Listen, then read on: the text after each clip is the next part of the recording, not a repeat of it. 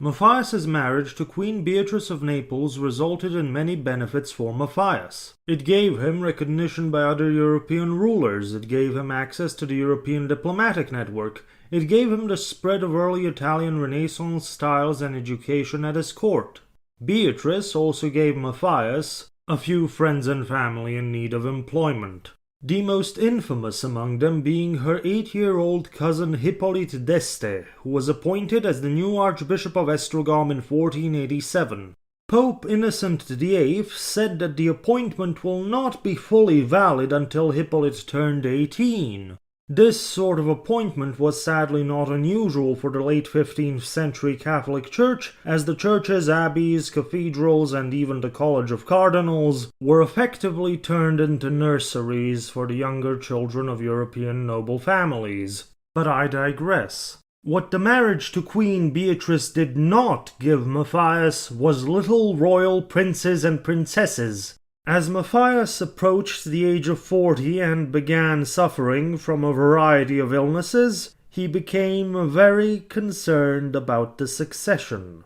After 6 years of marriage and no children to show for it, and in spite of the Queen's insistence that she will produce an heir and more, Matthias opted for a drastic measure. For you see, in the early 1470s, on one of his trips to Vienna, Matthias fell in love with an Austrian burgher's daughter named Barbara, whom he took as his mistress. In 1473, a son was born to Barbara named John. Matthias provided John with the finest education and prepared him for a career in the church. Matthias expected that his 1476 marriage with Beatrice would result in offspring, but he lost his patience in 1482 and recognized the 9-year-old John Corvinus as his son. Matthias made John the Duke of Liptov and announced his intent to make John his heir. What Matthias was now asking the estates to do was close to impossible. He was asking them to recognize an heir to the throne born out of wedlock with an Austrian commoner. The estates were not inclined to recognize an upstart bastard son of a German nobody as their future king. With John's prospects of succession not looking great, Matthias needed to start stacking the deck in John's favor. He decided to load up John with as much land and estates as he possibly could, in order to secure him financially, militarily, and politically. He first gave John the inheritance of his grandmother, Elizabeth Szilágyi, who died in 1483. Then, between 1484 and 1487, Matthias made his worst abuses of power. He used any excuse he could find. He threatened, imprisoned, exiled, pardoned, and in one case even had a man executed, all in order to confiscate land and then hand it over to John. To solidify John's position further, Matthias attempted to marry him to Bianca Sforza of Milan, but Queen Beatrice's interference put a stop to that plan. Matthias also had his court humanists integrate John Corvinus into their writings, spreading the word about his excellent education and many virtues. Meanwhile, as Matthias was attempting to secure the succession, he was also busy forging what will be his legacy. After the capture of Vienna, King Matthias summoned a diet for January of 1486. It is fitting that kings and princes who by heavenly decree are placed at the summit of the highest office be adorned not only by arms but also by laws. That after God's greatest and most unexpected gift and his ineffable and incomprehensible providence has raised us, though unmerited, to this pinnacle of royal dignity, we have always kept in mind our heart's concern.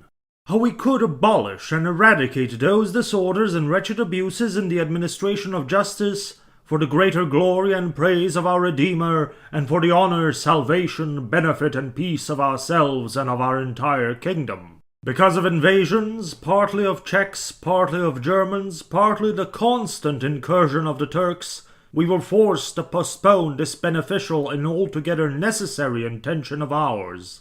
We have been able not only to re-establish but even largely extend and expand our borders, at the cost of much effort, expense, and the death of many of our own. and we were planning to accomplish what we have always held as our heart's concern. Then the most serene Lord Frederick, Emperor of the Romans and Duke of Austria, etc., whom we have always revered and esteemed as our dear father, and whom we have always tried to please in all matters, declared war on us. Thus it happened that against our own will we were forced to take up arms again to defend ourselves and our kingdom, returning force against force. This war then reached the point where we captured the renowned city of Vienna. We conquered a large part of the entire province, and would have conquered the rest, had we not been called to return by disorders and complaints at home. For this reason, and in order that we may fulfill our said intention and secure peace as we have always wished for our subjects, we ordered all our prelates, barons, lords, and other nobles to hold a common general assembly here in Buda, for the greater glory of God and his Mother Mary and of the holy kings and patrons of this kingdom, for the honor, benefit, advantage, prosperity, and peace of ourselves and of the entire kingdom, with equal and unanimous will, advice, and participation. We have concluded and agreed the following chapters and articles which are to be kept in force as statute and written law. And so Matthias's magnum opus, the Great Decree, also known as the Great Law Code, was presented to the realm.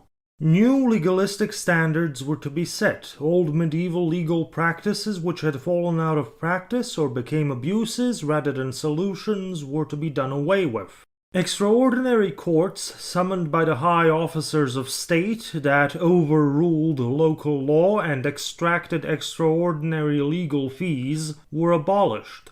Local assemblies of the estates lost their privileges of overruling the law courts.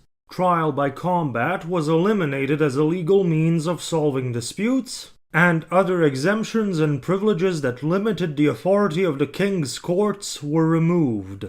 Around the same time, the office of the Palatine was codified into law, as well as the offices of the municipal Župans and Ispans and their deputies. In both of these cases, the codification was more about writing down established practice rather than implementing something new. Incidentally, Emmerich of the increasingly prominent Zapolya family was appointed to the office of Palatine in 1486. After the death of Michael Orsag in 1484. Orsag was probably the last living member of the 7 captains of the mid-century crisis. The other prominent member of the group, our old friend Nicholas of Ilok, Matthias's appointed king of Bosnia, had died in 1477, but I digress. In the last years of the 1480s, Matthias wanted to come to a new agreement regarding the succession with Frederick III. The agreement from 1463 now haunted Matthias, and it was almost assured that Frederick III and his son Maximilian were going to press the Habsburg claim to the realm of St. Stephen if Matthias were to die without a legitimate heir.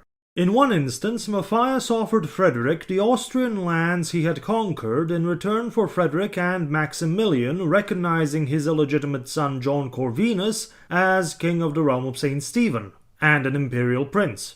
In another instance, Matthias offered Frederick the following terms. When Matthias dies, and if the realm rejects John's claim to the throne, Matthias offered Frederick John's support for the Habsburg claim to the crown of Hungary. But in exchange, Frederick would have to recognize John as king of Dalmatia, Croatia, Slavonia, and Bosnia. These offers and negotiations went nowhere. Frederick III simply did not want to make any sort of new deal with Matthias. The 1463 arrangement suited him just fine. Matthias apparently did secure the succession for John in 1489, when members of the Diet of the Realm swore an oath that John Corvinus would be the future king after Matthias's death. By the year 1490 the succession appeared to be secure, the Black Army was at its greatest size, and the economy was managing to cover the costs. And there were talks with Rome about another crusade. Was the long-promised campaign against the Sultan at hand? Or would Matthias again take the fight to Frederick and Maximilian, force them to recognize John's succession, seize more of Austrian land, take the denied imperial titles, and humiliate the House of Habsburg? Or was another direction going to be taken? Would Matthias use his wife's connections to take back the Adriatic coastline from the Venetian Republic and expand his realm into Italy? In the spring of 1490, after a feast in Vienna, Matthias fell ill, and on the 6th of April, Matthias I Corvinus Hunyadi, by the grace of God, King of Hungary, Dalmatia, Croatia, Bohemia, Rama, Serbia, Galicia, Lodomeria, Cumania, and Bulgaria, Prince of Austria, Duke of Styria, Silesia, and Luxembourg, Margrave of Moravia and Lusatia, died at the age of 47. When word of his death spread in the realm, the common people were said to have exclaimed, "Matthias is dead, justice is dead." For as much as his taxes and wars weighed heavy, Matthias provided a sense of justice and the rule of law. Stories spread in folklore of good King Matthias, who traveled the realm in disguise, punishing evildoers. We can only imagine the reaction of the 75-year-old Emperor Frederick III, who had outlived his much younger rival. It seems that the House of Austria had beaten the odds yet again.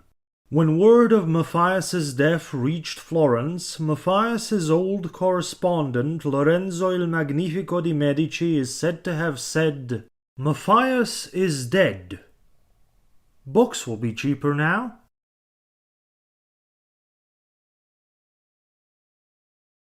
Bella gerunt ali tu Felix Austria nube namque Mars salis dat tibi regna Venus, that is to say, let others wage their wars while you, happy Austria, marry, for the kingdoms that Mars gives to others, Venus gives to you. That famous quote was allegedly first uttered by Matthias Corvinus as a mocking gesture of the Habsburg acquisition of Burgundy through marriage, whilst Matthias acquired his new territories the proper way. If Matthias ever did utter that quote, he never conceived of the full scale and significance that it would acquire.